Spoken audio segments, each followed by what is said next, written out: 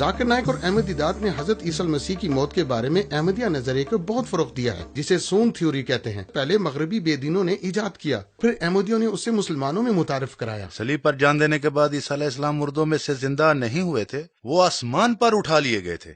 17ویں صدی کے اواخر اور 18ویں صدی کے آغاز میں یہ ایک مقبول نظریہ تھا، پھر بھی یہ زیادہ عرصے تک قائم نہ رہا۔ اس کی بنیادی وجہ یہ تھی کہ ایک شخص بنام ڈیوڈ سٹراس، جو کہ خود بھی خدا کو ماننے والا نہیں تھا، اس نے کہا کہ اگر عیسیٰ المسیح واقعی مصلوبیت کے بعد زندہ ہو گئے تھے تو پھر شاگرد اس طرح کا رد عمل ظاہر نہ کرتے جو انہوں نے کیا۔ دیکھیں کہ حضرت عیسی مسیح کی مصلوبیت کے بعد شاگرد کلی طور پر بدل گئے اور وہ زندہ خدا کی منادی کرنے ہر طرف چل دیے۔ 100 سال پہلے مرزا غلام احمد، جو اسلام کے فرقے احمدیہ کے بانی ہیں، انہوں نے اسلامی دنیا میں وینٹورینی سون تھیوری کو متعارف کرایا۔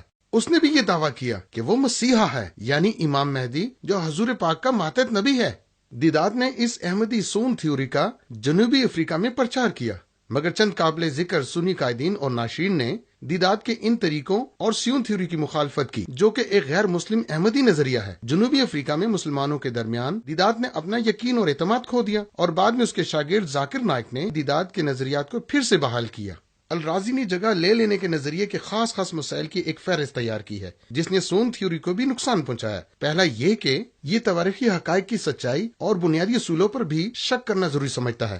دوم یہ کہ جب حضرت عیسی مسیح کے ساتھ روح القدس تھا تو پھر انہوں نے اپنے آپ کو کیوں نہ بچایا۔ سوم یہ کہ اگر اللہ تعالیٰ اس قابل تھے کہ وہ فوراً حضرت عیسی مسیح کو زندہ اوپر اٹھا لیتے تو اس سارے دھوکے کی ضرورت کیا تھی۔ چہارم، اس نظریے کا اختتام چشمدید گواہوں کی گمراہی پر ہوتا ہے اور لوگوں پر دھوکہ دہی کا اثر چھوڑتا ہے، اور یہ کوئی خدا کی حکمت نہیں ہے۔ پنجم یہ کہ مشرق و مغرب کے بے شمار مسیحوں نے رپورٹ دی ہے کہ انہوں نے حضرت عیسی مسیح کو صلیب پر مرتے ہوئے دیکھا۔ اگر ہم ان کی اس رپورٹ کا انکار کرتے ہیں تو یہ تواریخی حقائق پر شک کرنے کے مترادف ہوگا، اور اس طرح حضور اکرم کے نبی ہونے پر اور حضرت عیسی مسیح کے نبی ہونے اور تمام نبیوں کے وجود پر شک پیدا ہوتا ہے۔ یہ 5 مسائل تھے جس نے جگہ لے لینے کے ذریعے اور سون تھیوری دونوں کو غلط ثابت کیا، لیکن یہ دونوں اس وقت منظر عام سے غائب ہو گئے جب ہم نے قرآن مجید کی صحیح وضاحت پیش کی کہ حضرت عیسی مسیح کو یہودیوں نے نہیں بلکہ رومیوں نے مصلوب کیا تھا۔